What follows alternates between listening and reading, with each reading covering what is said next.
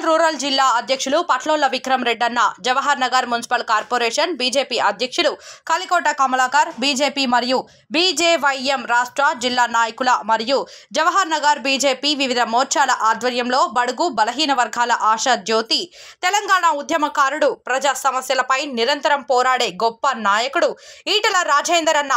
Malkajgiri parliament నియోజకవర్గం BJP అభ్యర్థి అయిన ఈటల రాజేందర్ అన్న గెలుపుకై జవహర్ నగర్ ప్రజల ఆశీర్వాద రోడ్ షో ర్యాలీలో పలు నాయకులు, కార్యకర్తలు పాల్గొన్నారు.